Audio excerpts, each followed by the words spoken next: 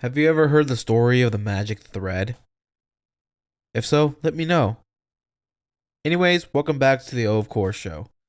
And today, I actually have a story to read to you guys. And you might just be wondering. I mean, this is just weird, random on why I'm going to be reading a story, but it's actually pretty interesting. And it's about life and wanting to rush into life. It's really interesting, if I'm being honest.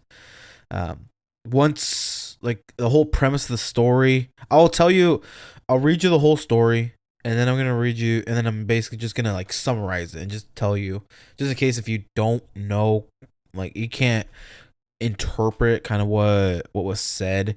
To why I'm gonna also then kind of just say a summary of what the story was about was da da da da da, you know, and so and once you get done listening, um to it's actually pretty similar to the movie Click, with Adam Sandler. If you haven't watched it, go watch it. It's a classic. But if you have, and maybe you know the meaning behind Click, then you will kind of already know the meaning behind the story.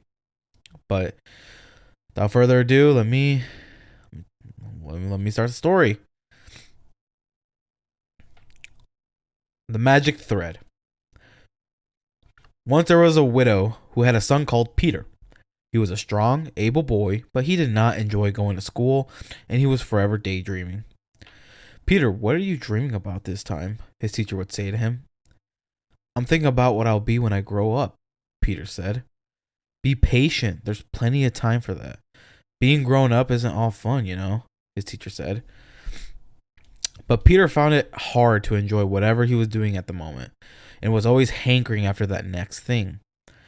In winter, he longed for it to be summer again, and in summer, he longed for to the skating, sledging, and warm fires of winter. At school, he would long for the day to be over so that he could go home, and on Sunday nights, he would sigh, "If only holidays would come." What he enjoyed most was playing with his friend Lise. She was a good companion as any boy, and no matter how impatient Peter was, she never took offense. "When I grow up, I shall marry Lise," Peter said to himself. Often he wandered through the forest, dreaming of the future. Sometimes he lay down on the soft forest floor in the warm sun, his hand behind his head and staring up at the sky through the distant treetops. One hot afternoon, as he began to grow sleepy, he heard someone calling his name. He opened his eyes and sat up. Standing before him was an old woman. In her hand, she held a silver ball, from which dangled a silken golden thread. See what I have. God, I can't speak. "See what I have got here, Peter," she said, offering the ball to him. "What is it?" he asked curiously, touching the fine golden thread. "This is your life thread," the old woman replied. "Do not touch it, and time will pass normally. But if you wish time to pass more quickly, you have only to pull the thread a little way, and an hour will pass like a second. But I warn you, once the thread has been pulled out, it cannot be pushed back in. It will disappear like a puff of smoke. The ball is for you. But if you accept my gift, you must tell no one, or on that very day you shall die. Now, say, do you want it?" Peter seized the gift from her joyfully. It was just what he wanted. He examined the silver ball. It was light and solid, made of a single piece. The only flaw in it was the tiny hole from which the bright thread hung. He put the ball in his pocket and ran home. There, making sure that his mother was out, he examined it again. The thread seemed to be creeping very slowly out of the ball, so slowly that it was scarcely noticeable to the naked eye. He longed to give it a quick tug, but dared not to do so. Not yet. The following day at school, Peter sat daydreaming about what he would do with his magic thread. The teacher scolded him for not concentrating on his work. If only, he thought, it was time to go home. Then he felt the silver ball in his pocket. If he pulled out a tiny bit of thread, the day would be over. Very carefully, he took hold of it and tugged. Suddenly, the teacher was telling everyone to pack up their books and to leave the classroom in an orderly fashion. Peter was overjoyed. He ran all the way home. How easy life would be now. All his troubles were over. From that day forth, he began to pull the thread. Just a little, every day. One day, however, it occurred to him that it was stupid to pull the thread just a little each day. If he gave it a harder tug, school would be over altogether. Then he could start learning a trade and marry Lise. So that night, he gave the thread a hard tug. And in the morning, he awoke to find himself apprenticed to a carpenter in town. He loved his new life, clambering about on roofs and scaffolding, lifting and hammering great beams into place that still smelled of the forest.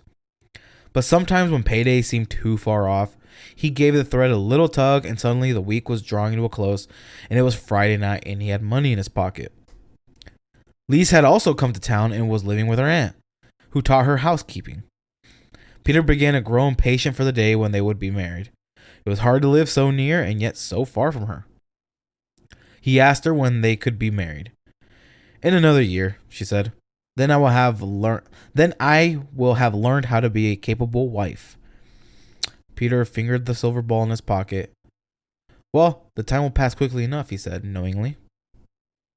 That night, Peter could not sleep. He tossed and turned restlessly. He took the magic ball from under his pillow. For a moment, he hesitated. Then his impatience got the better of him, and he tugged at the golden thread.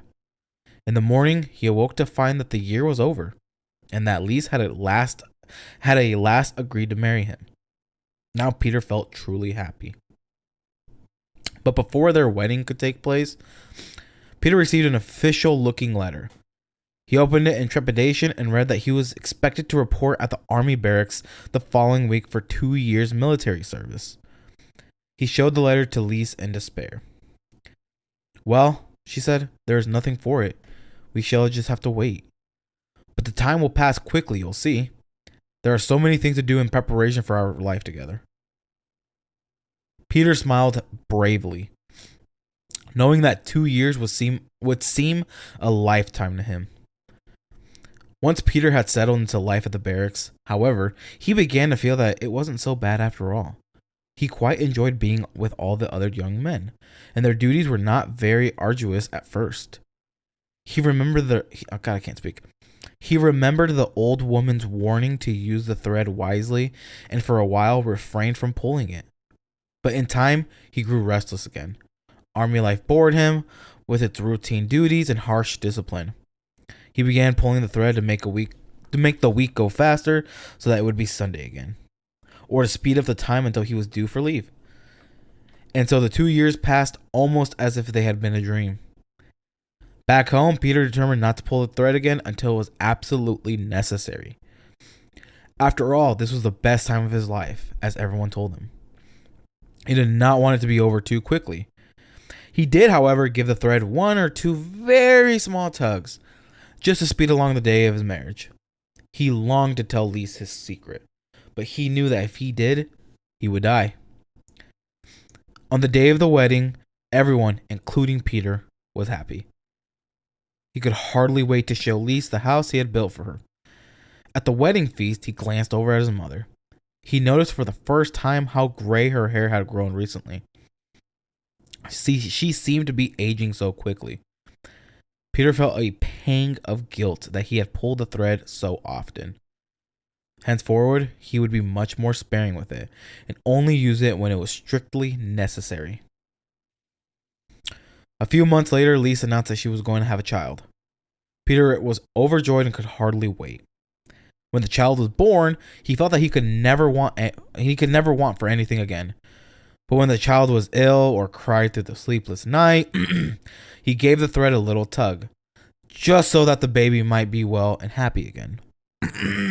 Excuse me. Times were hard. Business was bad, and a government had to come to power that squeezed the people dry with taxes and would tolerate no opposition. Anyone who became known as a troublemaker was thrown into prison without trial, and rumor was enough to condemn a man. Peter has always been known as one who spoke his mind, and very soon he was arrested and cast into jail. Luckily, he had his magic ball with him, and he tugged very hard at the thread. The prison walls dissolved before him, and his enemies were scattered in the huge explosion that burst forth like thunder. It was the war that had been threatening, but it was over as quickly as a summer storm, leaving behind it an exhausted peace. Peter found himself back home with his family, but now he was a middle-aged man. For a time, things went well, and Peter lived in a relative contentment. One day, he looked at the magic ball and saw to his surprise that the thread had turned from gold to silver. He looked in the mirror. His hair was starting to turn gray, and his face was lined where before there had not been a wrinkle to be seen. He suddenly felt afraid and determined to use the thread even more carefully than before. Lys bore him more children, and he seemed happy as the head of the growing household. His stately manner often made people think of him as some sort of benevolent ruler. He had an air of authority as if he held the fate of others in his hand. He kept his magic ball in a well-hidden place, safe from the curious eye of his children, knowing that if anyone were to discover it, it would be fatal. As the number of his children grew, so his home became more overcrowded. He would have to extend it, but for that he needed money. He had other worries too.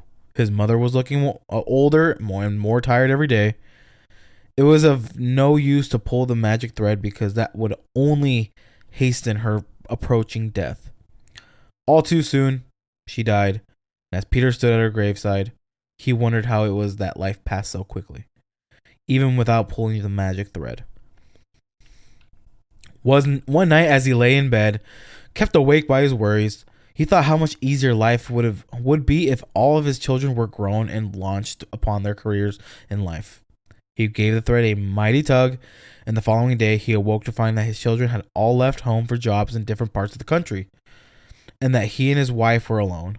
His hair was almost white now, and often his back and limbs ached as he climbed the ladder or lifted a heavy beam into place.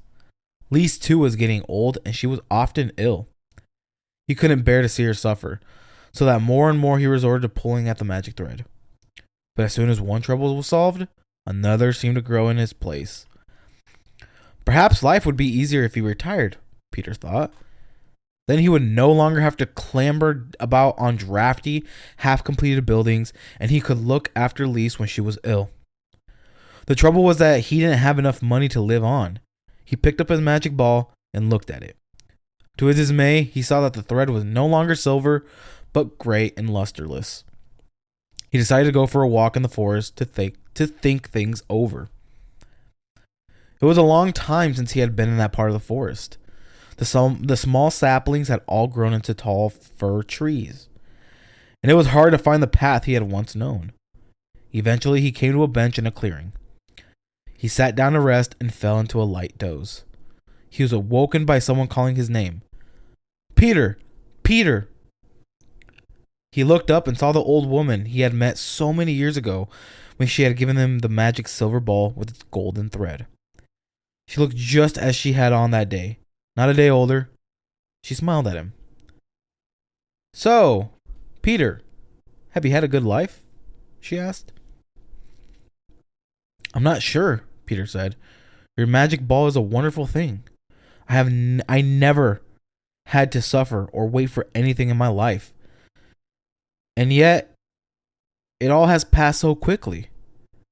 I feel that I have no time to take in what has happened to me, neither the good things nor the bad. Now there is so little time left. I dare not to pull the thread again, for it will only bring me to my death. I do not think your gift has brought me luck." "How ungrateful you are," the woman said. "In what way would you have wished things to be different? Perhaps if you had given me a different ball, one where I could have pushed the thread back in as well as pulling it out. Then I could have relieved the things that went badly." The old woman laughed. You ask a great deal. Do you think that God allows us to live our lives twice over? But I can grant you one final wish, you foolish, demanding man. What is that? Peter asked. Choose, the old woman said. Peter thought hard. At length he said, I should like to live my life again as if for the first time, but without your magic ball. Then I will experience the bad things as well as the good, without cutting them short. And at least my life will not pass as swiftly and meaninglessly as a daydream. So be it, said the old woman. Give me back my ball. She stretched out her hand and Peter placed the silver ball in it. Then he sat back and closed his eyes with exhaustion. When he awoke, he was in his own bed. His youthful mother was bending over him, shaking him gently. Wake up, Peter. You will be late for school. You are sleeping like the dead. He looked up at her in surprise and relief. I've had a terrible dream, Mother. I dreamed that I was old and sick and that my life had passed like the blinking of an eye with nothing to show for it. Not even any memories. His mother laughed and shook her head. That will never happen, she said. Memories are the one thing we all have, even when we are old. Now hurry and get dressed. Lise is waiting for you and you will be late for school. As Peter walked to school with Lise, he noticed what a bright summer morning it was. The kind of morning when it felt good to be alive. Soon he would see his friends and classmates, and even the prospect of lessons didn't seem so bad. In fact, he could hardly wait. Anonymous. So, like I said, after reading this, the summary of it is too often people want what they want or what they think they want, which is usually quote unquote happiness in one form or another right now. The irony of their impatience is that only by learning to wait and by a and by a willingness to accept the bad with the good, do we casually attain those things that are truly worthwhile. He that can have patience can have what he will, Benjamin Franklin told us. And this French tale bears him out. I hope you guys enjoyed that story like I did. This is Marco with the O of Course show. And I'll see you guys in the next one. Bye for now.